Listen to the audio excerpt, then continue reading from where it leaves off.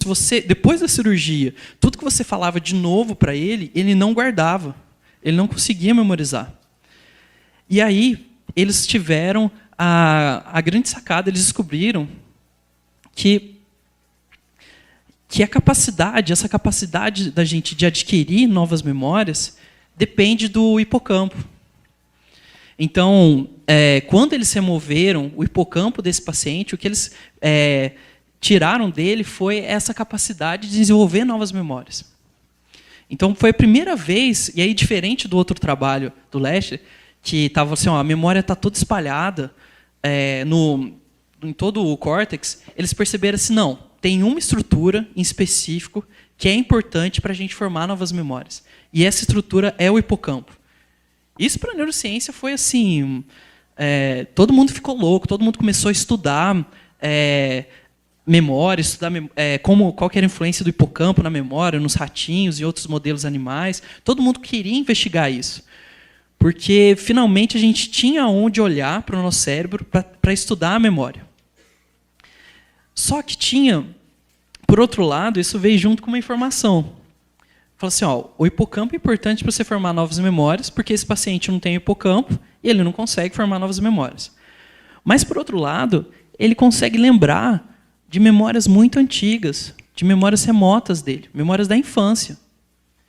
Então, parece que o hipocampo ele é importante para você formar novas memórias, mas ele não é importante, mas ele não é o local que elas vão ficar ali armazenadas ao longo da sua vida, ao longo de anos.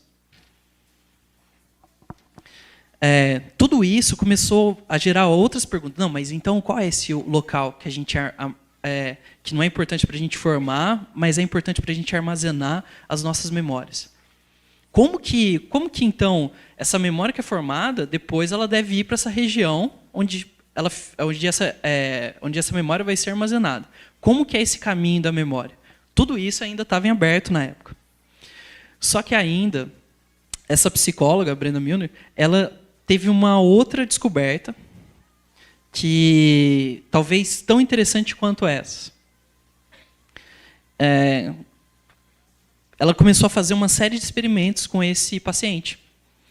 E aí, então, esses experimentos foram ficando famosos, e aí, por motivos assim, de manter o sigilo desse paciente, para ele não sofrer muita procura, ninguém ficar amolando muito ele começou a receber um nome nos trabalhos, de maneira anônima, que ele era sempre referido como um paciente que foi, durante muito tempo, um nome usado nos artigos e tal, para se referir a ele. Ela começou a fazer experimentos com ele, e teve um experimento bem clássico, conhecido, que ela fez usando a habilidade dele de contornar o formato de uma estrela. Então, ela chegava todo dia no quarto dele e falava assim, prazer, eu sou a Brenda, mesmo ela tendo ido no dia anterior, eu vou fazer um experimento com você, o experimento é simples, você vai sentar nessa mesa, vai ter uma placa tampando parte da sua visão, atrás dessa placa vai ter um espelho, e olhando o espelho, você tem que contornar essa estrela. Tá. E ele fazia. Então, no primeiro dia, ela falou assim, não, faz para mim esse desenho da estrela 10 vezes. Então, sempre quando ele estava fazendo o traço dessa estrela e ele saía da linha, ela contava um erro. E ela contava o número de erros no primeiro dia, depois de 10 vezes que ele repetia esse processo. Então, no primeiro dia, ele errava bastante. No primeiro dia mesmo, ele já diminuía. E aí, o curioso, no segundo dia, o número de erros dele diminuía ainda mais. E no terceiro dia, ele não tinha quase que nenhum erro. E no quarto também, e no quinto também. Ela falou assim, mas espera aí. Tem uma coisa diferente acontecendo aqui. Ele não consegue lembrar que eu vi ontem. Visitei ele. Mas ele consegue lembrar dessa tarefa aqui. Ele está melhorando na tarefa. Ele está errando menos. Ele está aprendendo essa tarefa. De alguma forma, que ela ainda não sabia, ele tem a memória conservada para esse tipo de tarefa. Falou, uou, peraí. Como assim? Ele lembra, ele pode criar memórias novas para umas coisas e não pode criar memórias novas para outras. Como é que funciona isso? Será que a gente tem mais um tipo de memória? É isso? E será que se a gente tem mais um tipo de memória, cada memória está relacionada a uma parte diferente do meu cérebro? Será que é isso? E aí o que ela chegou, a conclusão é que falou que, de fato, existe mais de um tipo de memória. E cada memória depende da atividade de estruturas diferentes no seu cérebro.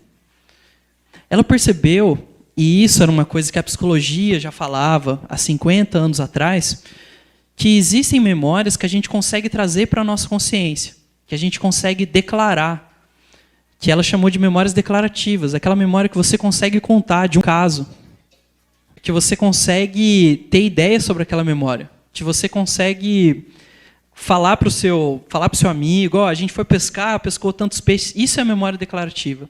Mas tem memórias que ficam guardadas na gente e a gente tem essa dificuldade de declarar elas.